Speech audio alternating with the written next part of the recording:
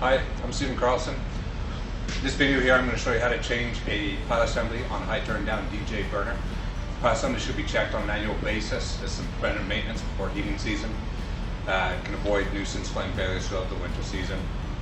Number of steps, we're going to go through all of them kind of step by step through this whole video. It should be noted anybody working on a gas-fired piece of equipment should be qualified trained technician. There's multiple sizes of DJ units. The steps are more or less the same for all sizes. So the first step is we're going to turn gas and power off and make sure they're safely locked out. Once you've confirmed it's de-energized, we can crack this union here.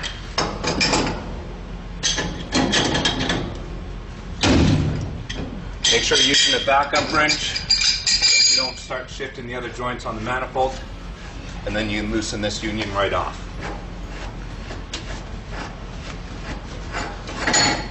Once that unit is off, we're going to take the burner box cover plate off.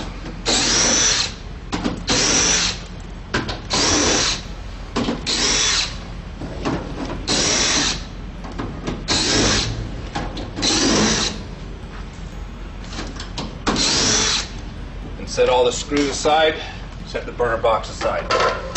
So you have it opened up. We're going to remove the rubber pilot air tube.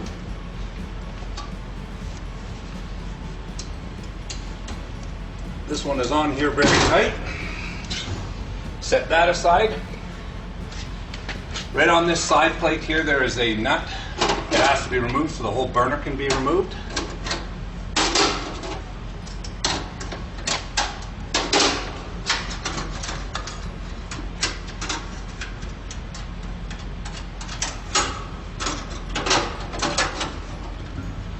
Set that plate and nut aside. We're going to pull our ignition wire and pilot sensor wires off and just make sure that they are tucked neat and down off the side. When this whole burner comes out, we want to make sure that we're not going to pull that out with it. The pilot gas tube, some equipment, it comes in through the bottom of the burner box. In that case, we're going to want to remove the pilot assembly line or pilot gas line from here. In this case, the pilot gas line comes in from the side, so we want to disconnect it from the pilot valve.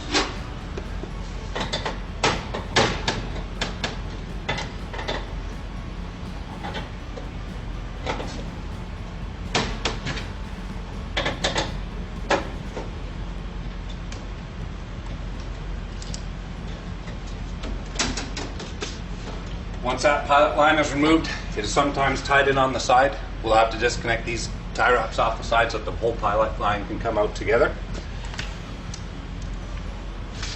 There are 4 screws that hold the burner into the casing, right up at the back. So you need to get your extension for your drill, and you loosen all of those right up.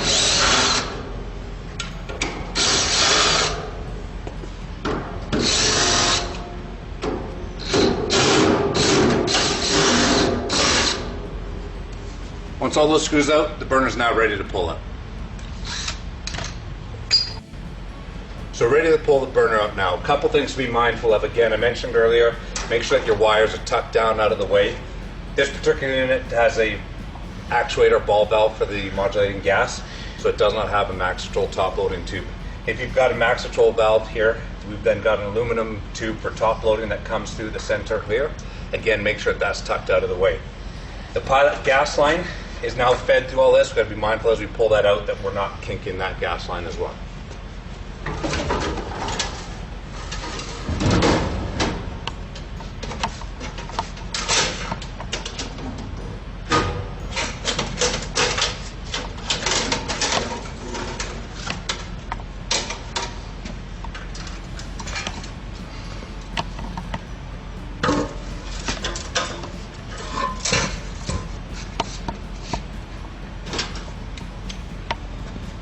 So the pilot assembly is held in with 2 screws. There's a few variations over the years of our pilot assemblies. The newer ones are all centered on each side. Some of the older ones are offset. I'm going to show you in a little bit here the different styles. We're going to remove these 2 screws here.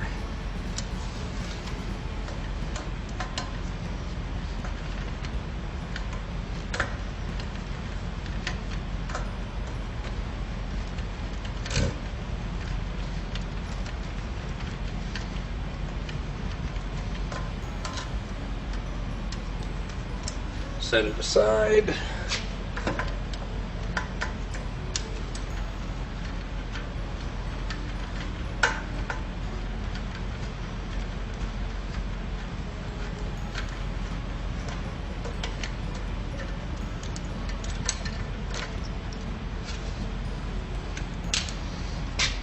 Whole pilot assembly comes out. This is a new burner, so the gasket is still intact on this one. Generally, if you're pulling one out, the gasket, you'll have some leftover material here. Make sure that's all cleaned up before putting a new one in. I mentioned there's multiple types of pilot boxes. This is version 1, one of the older ones, and you can see on these pilot boxes you have a beveled edge and the screws are offset. Notice that there's 2 gaskets for this type of box. Version 2 no longer has a beveled edge, but the screws are offset. Again, 2 gaskets for this type of box. Version 3 has a flange all the way around the pilot box. Screws can be either offset or centered, depending on what you have. Again, 2 gaskets on this box. All new burners are now version 4. The flange is flush with the box. In this case, we only have 1 gasket. So before reinserting the pilot assembly or putting a new pilot assembly in, you want to check the gap, the spark gap here. You want to make sure that you're between 1/8 and 9/64 of an inch.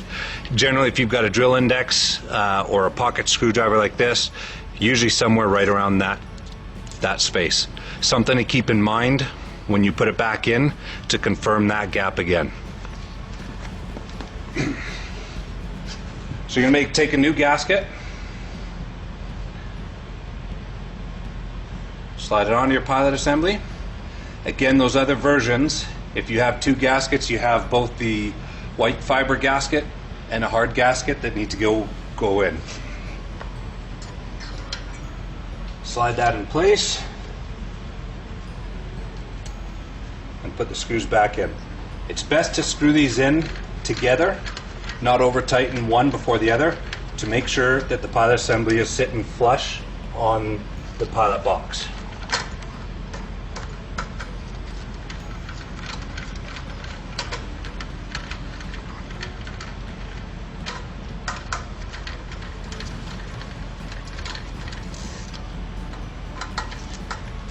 You can hold the burner up to the light and make sure that we have no air gaps.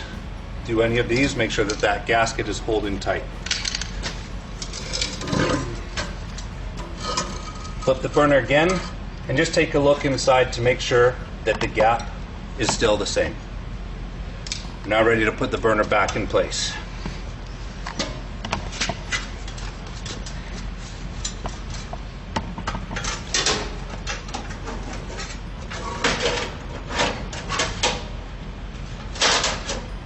So when putting it back in, again, be mindful of your wires, Maxitrol top loading tube, your pilot gas line, making sure that they're all clear and out of the way.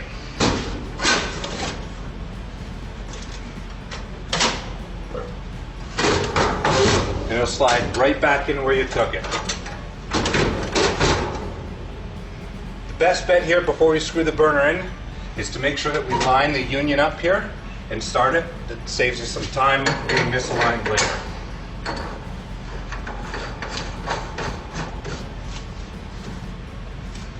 That's all aligned. And now we'll put the screws back in.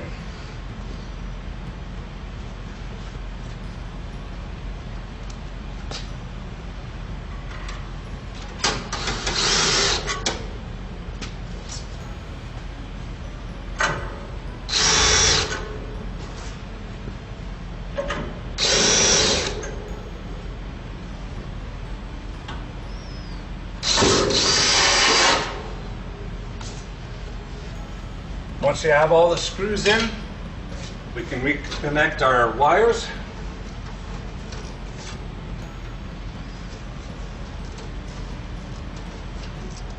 Make sure they're tight. If they're not tight, just crimp those wires and make sure they've got a good connection. We can reconnect our rubber tube, pilot air tube.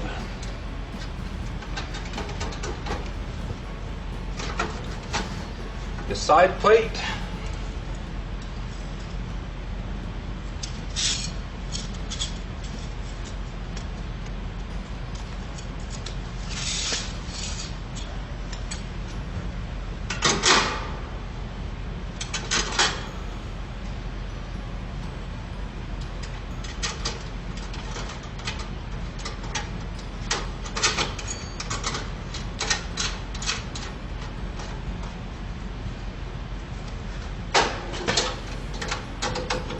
tighten it on.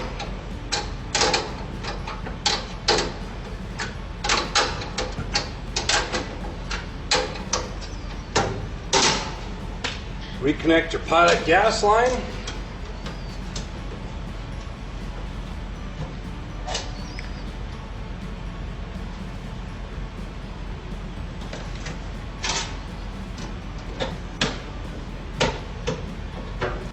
Just before I put the cover plate back on, ensure that the spark wire and the flame sensor wire are on the right connections. The small wire is your sensor wire, goes on the top connection.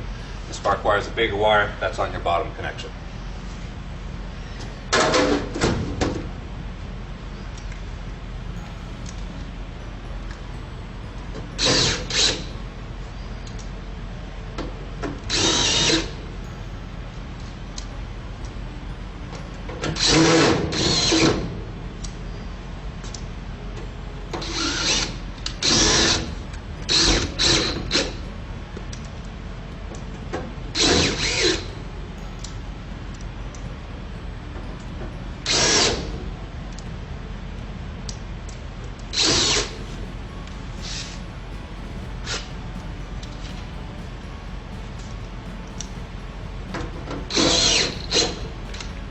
Burner box is back on.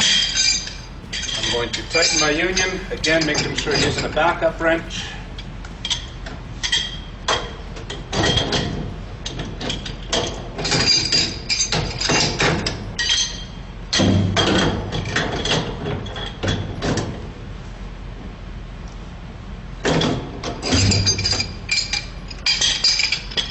You can now turn the gas back on, energize the equipment, do a soap test and a test operation, make sure everything is running.